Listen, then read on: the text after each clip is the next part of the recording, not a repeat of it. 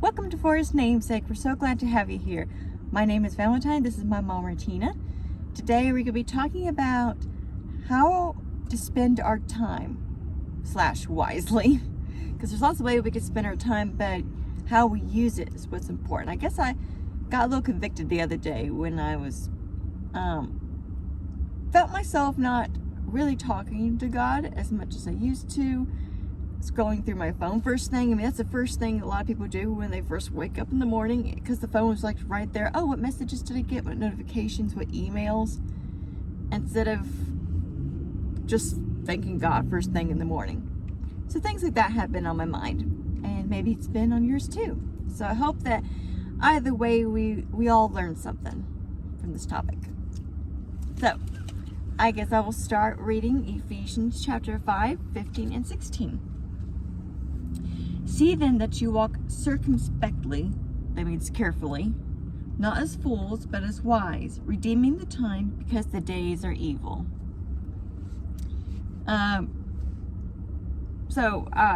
Since we have the light of Christ in us, we are Christians, we are supposed to walk carefully, not as the world walks, but as Christ would have us walk, by His Spirit.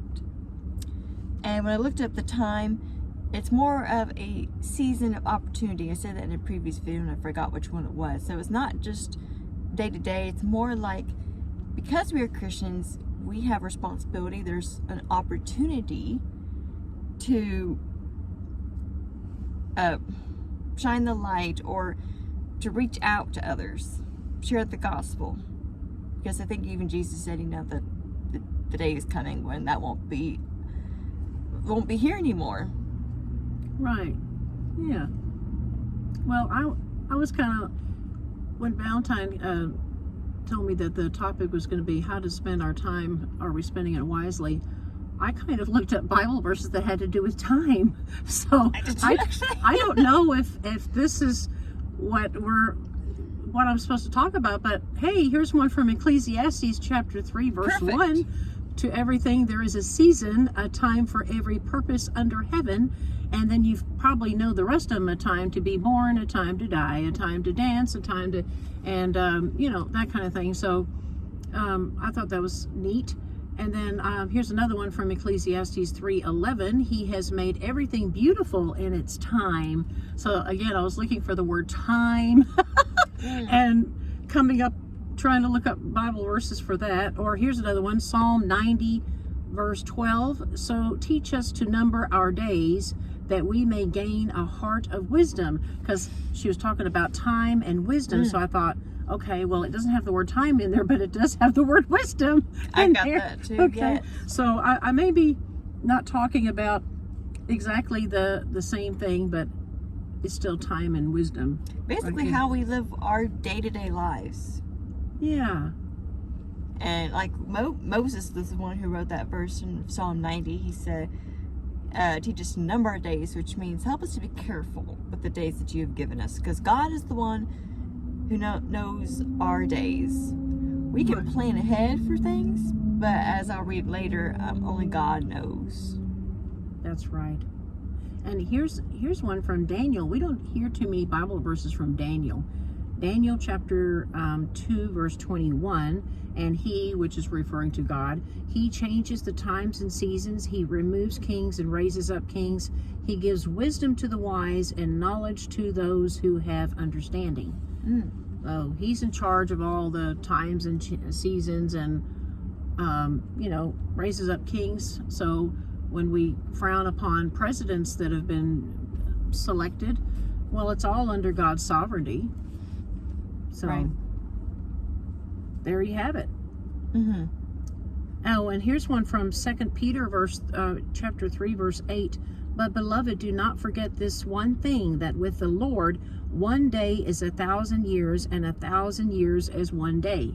God does not see time the same way that we do. That's what I've learned. Yeah. It's hard for us down here. Yeah. Sometimes the days drag on, or sometimes they're so busy it's like rush, rush, rush, and yet for God's like, boop, I already saw the day. Right. Must be nice. Did you have some more Bible verses before I ramble on some more Bible verses? I have something from John 9:4. I think this is Jesus talking. Let me get there. Here we go. Yes. This is where Jesus and his disciples, they saw a man who was blind from birth, and they were asking questions about him. And Jesus said in verse 4, I must work the works of him who sent me while it is day. The night is coming when no one can work. As long as I am in the world, I am the light of the world. So even for Jesus, there was a limit to his earthly ministry. He knew that he was going to be crucified, and then his work on earth would be finished. So he tried to take every opportunity he could as the Father willed, as the Father told him to. And that's something that we have to do as well. We have to be discerning and listen to when the Holy Spirit says to do something, because that's our opportunity to do something. And I think we did a video on that, on obedience to God. I think that's kind of goes hand in hand. You know, when God tells you to do something, don't procrastinate. Right. Do it in that moment, because that is your opportunity to do so. Now, sometimes he does give you second chances, but there's always going to be that it probably won't be as good as the first time. Right. Yeah. Exactly. Yeah. Mm-hmm. Yeah. And did you have some more things? Yeah. Oh.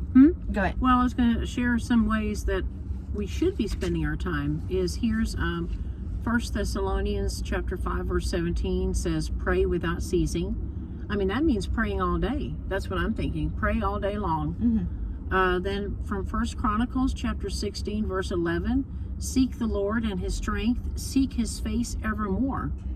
That means we're supposed to be seeking him evermore, forever and ever. Psalm 119 verse 16, I will delight myself in your statutes. I will not forget your word. So if we're not going to forget his word, what does that mean? That means we're in his word every day. Right. Let's see.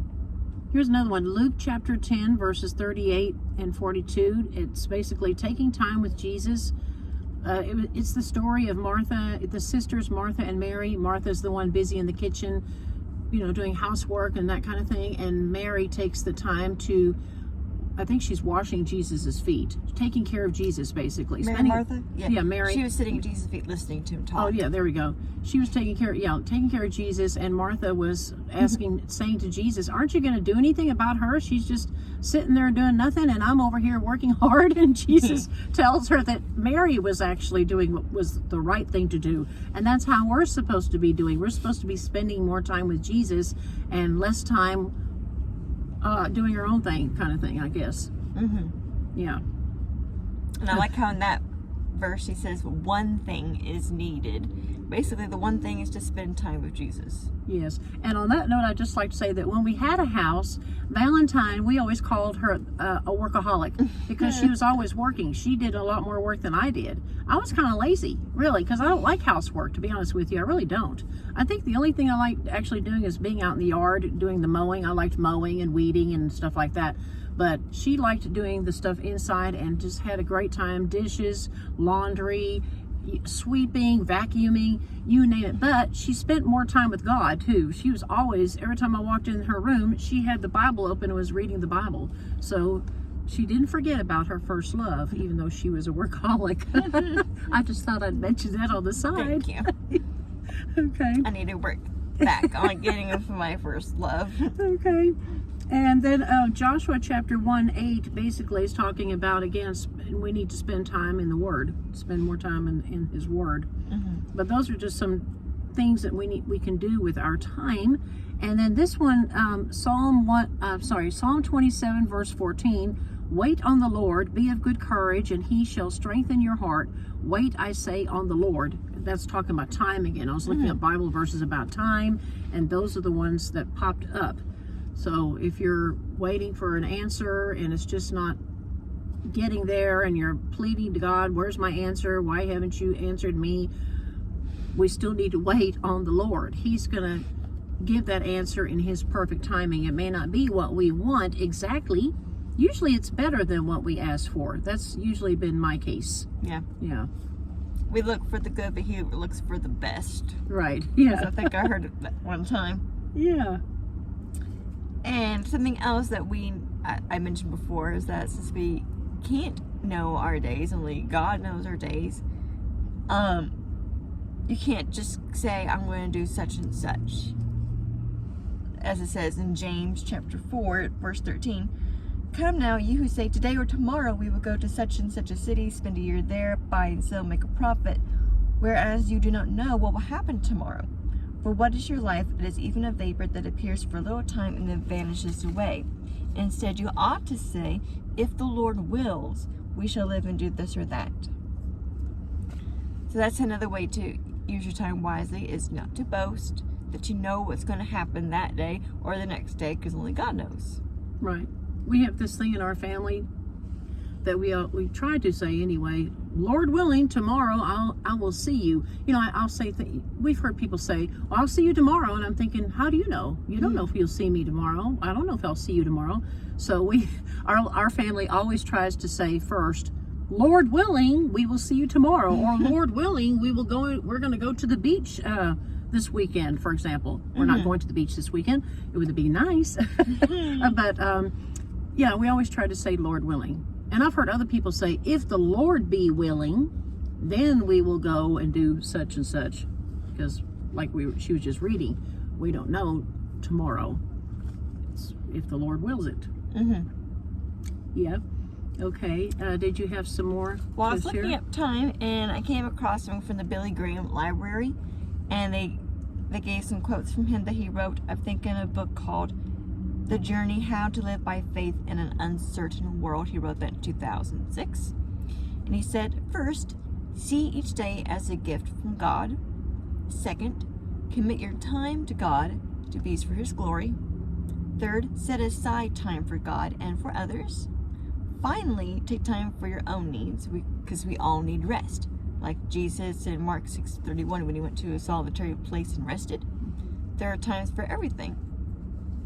So like it says, first see each day as a gift from God and commit your time. Because it says in Matthew 6:33, seek first the kingdom of God, and all these things shall be added to you. Yeah. God is the first one we should seek each day. And I was taught that by my own mom.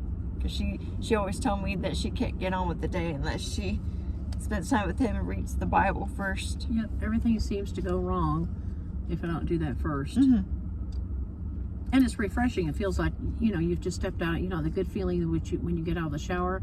Well, that's what it feels like to me anyway, when I've spent time in prayer and His Word. I was like, oh, now I'm ready to get going for the day. So, yeah.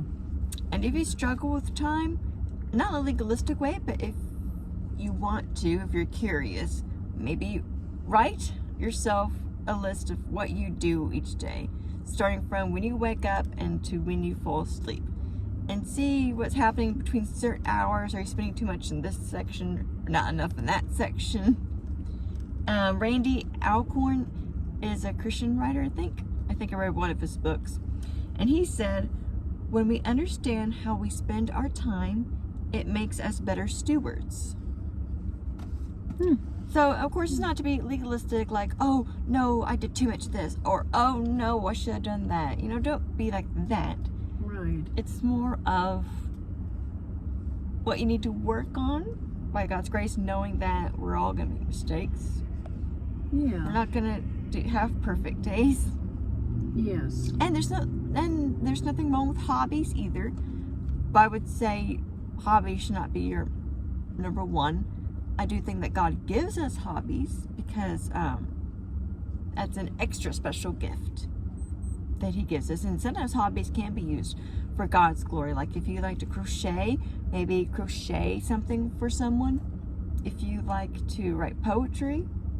Or if you like to play guitar, like Valentine plays guitar, she sings unto the Lord when she was at home. Yeah. She would sing worship songs to Him by using her guitar. Yeah. If you like to be in the kitchen, maybe make something for a new mom. There are different ways to use your hobbies. And in 1 Timothy 6:17 it says, the Lord richly He gives us richly all things to enjoy. And Randy Alcorn said, well, maybe that could be like a hobby. All things to enjoy. Yeah. Now, who'd you say that was? Randy Alcorn? Randy Alcorn. I remember reading one of his books when I was in discipleship school. Okay. I forgot what it was for. The book. Yeah. Nice. Okay. Well, I just had like a day-to-day schedule of what I do, but that's kind of boring. You don't want to hear about. You don't want to hear about what I do. Just, for example, a normal day for me personally would be breakfast early in the morning. Then we normally do errands, like we go to Walmart, and if we have to get some toothpaste or toothbrush or whatever we need, we do that there. And then we'll go to the library. The library here in our town opens at 10. And then that's where we do a lot of our, Mike will do all the uploading of the videos, editing of the videos, and then Valentine and I will work on a new topic and do research on that and go back to the Bible, or we'll reply to your comments. And then we're also subscribed to other people that we try to support, some of the Christian ministry YouTube channels, and so that's our time to go back to their channels and watch one of their videos and make a comment. So we take that time then as well. And then we have we pick up her siblings from work, or one of the siblings, and have a brief lunch in the truck, usually just sandwiches, that kind of thing. And then we kind of me and her will do a talk like we're doing right now and record it, and then we go back to the library to just finish up loose ends. We may have a little bit time for ourselves, but not a whole lot. Most of it's really doing the channel. That's a full-time job, ministry, and I'm not complaining. We're not complaining. It's a wonderful thing, but we do have to remember that while we're doing all that, we do need to spend one-on-one time with the Lord, just like me, myself, and I, and God, so to speak, and just Valentine and God, and not the ministry, but just, that's why I like getting up real early in the morning, and we'll have lunch, like let's say, for example, at McDonald's, and we'll do it. There's hardly anybody there that early in the morning at 5 something in the morning. I'm sorry, breakfast in the morning. And so during breakfast or before breakfast, I like to beat all of them and get in there first, and then just have my time with God, just me and Him alone, doing my Bible study. And so, yeah. And since we have so many hours of the day, and since we're homeless and we have a lot of hours in the day, there's really no excuse for not spending time with God. I mean, just look outside and look at the gorgeous day and just thank the Lord for the beautiful day. Or we have a lot of geese here, so we can just say, thank you, Lord, for the cute geese and other little critters running around. They're so cute. So, yeah, just spend more time with the Lord. That's for sure. Any time with God is a good time. Yeah. Yep, and so that's pretty much our day. I mean, if I say this schedule for me, it's her schedule too, for the most part. Yeah. And also Mike's, and the other two children, they're working, so they don't, and they're not part of this ministry, so they have a different schedule. Their schedule is mostly work. Yeah. Okay. Like work. We're working too, it's just without pay, whereas they're working for pay. There we go. There's the wording I'm looking for. There you go. Yeah.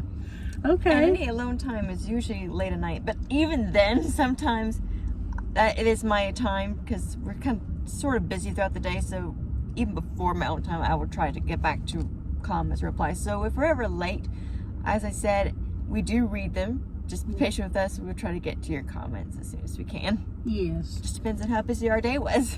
Yeah, that's right.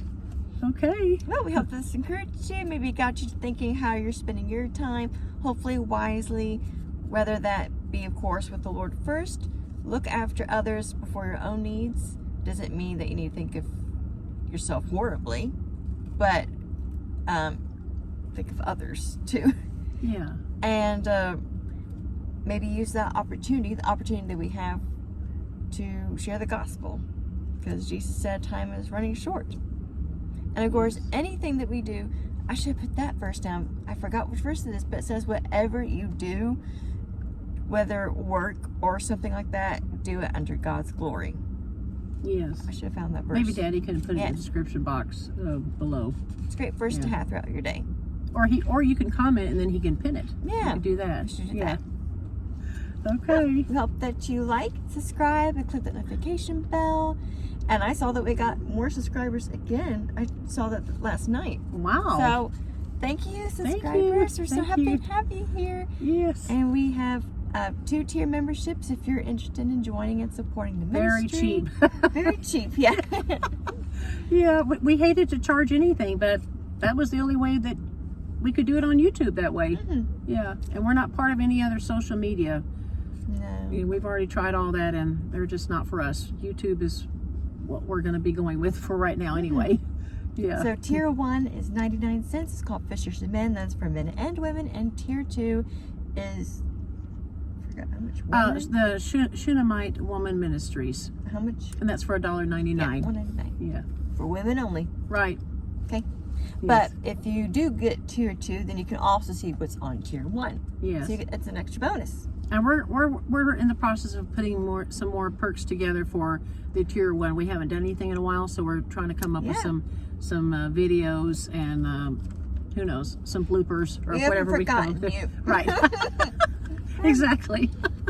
Okay. Okay. Well, we hope that you have a blessed day spending time with God. Bye. Bye-bye.